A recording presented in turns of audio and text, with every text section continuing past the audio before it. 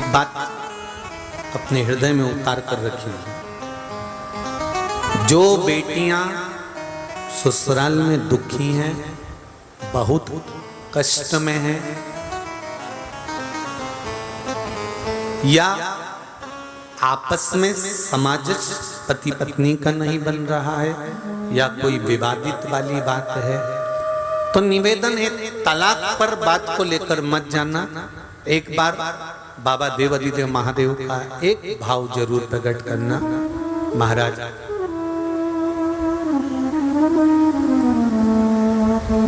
श्री अवधूतेश्वर महादेव का नाम लेते। कौन से महादेव? अवधूतेश्वर महादेव का नाम लेकर थोड़ी सी मूंग, हरी जो मूंग होती है, उस मूंग को गला लीजिए पानी में। गलाने के बाद में उस मूंग को शिव मंदिर में ले जाकर भगवान जो नंदीश्वर विराजमान होते हैं वहां रखकर 7 बेलपत्र उस मूंग पर चढ़ा दीजिए। चढ़ाकर बेलपत्र मेरे देवाधिदेव महादेव को अवधूतेश्वर महादेव के नाम से समर्पित कर दीजिए। वो मूंग उठाकर गौशाला में या आपके रोड पर कोई नंदी दिख जाए या गौशाला में कोई नंदीश्वर हो तो उस नंदी को वो मूंग खिला दीजिए थोड़ी सी। 3 या 4 प्रदोष करोगे, तलाक तक बात नहीं पहुंचेगी, आपस में प्रेम बढ़ जाएगा, बेटी को सम्मान मिलना प्रारंभ हो जाएगा और टेंशन समाप्त होगी, परिवार नहीं टूटेगा।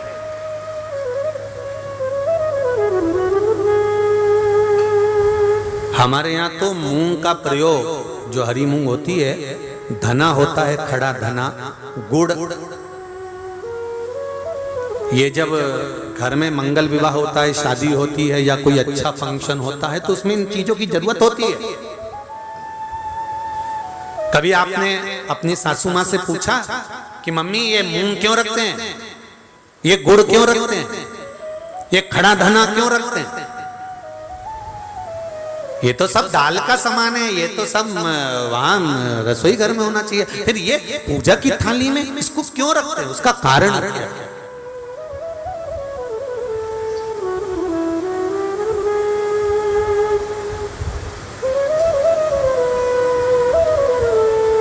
उसका कारण क्या है? कभी अपनी सासू माँ से पूछना तो सासू माँ बताएगी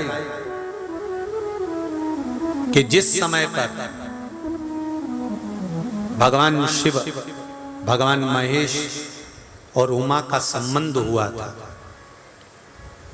भगवान शंकर के 51 विवाह पहले हो चुके थे, पार्वती के साथ में 52वें नंबर का विवाह है शिव जी का।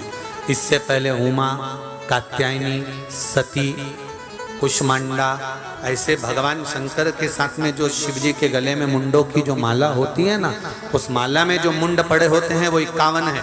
पार्वती माता ने पूछ लिया ये मुंडे किसके हैं? शिव जी ने कहा सब तेरे। पार्वती ने पूछा वो कैसे? शिव जी कहते हैं तू इतने बार प्राणों को छोड़ चुकी है और जितने बार तू प्राण छोड़ती है उतने मुंडे में गले में धारण कर ले, तेरी माला बनाकर पहनता। उमा और महेश का जब विवाह हुआ था, भगवान उमा और माता उमा और भगवान महेश का जब मंगल विवाह हुआ था, उस विवाह के समय पर माता उमा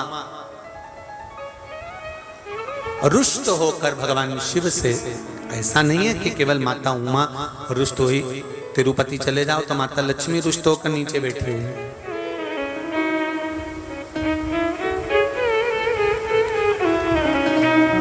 इंद्र जी का दर्शन करो तो इंद्रारी पारिजात के वृक्ष के लिए रुष्ट होकर,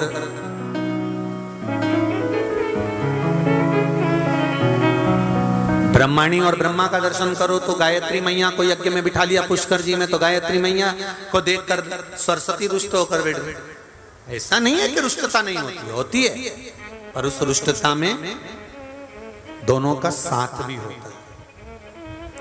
लक्ष्मी मैया से, भगवान विष्णु से लक्ष्मी ऐसी रुष्ट होकर गई कि नीचे आके बैठ गई, पर भगवान के पास नहीं पहुंची। ब्रह्माणी ब्रह्मा के पास नहीं पहुंची, पर पार्वती, उमा सती शिवजी के पास के बिना दूर गई नहीं। दोनों पार्वती मैया माता उमा रुष्ट होकर भगवान महेश से चली गईं। और जब भगवान महेश से रुष्ट होकर माता उमा जाती हैं, माता उमा चली जाती हैं, तब उस समय पर ऋषियों ने, संतों ने आकर माता उमा को समझाया।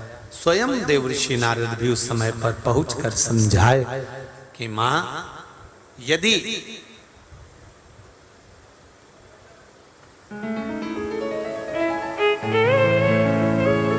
जो नंदी दिन भर भगवान की आराधना में लगा रहता है,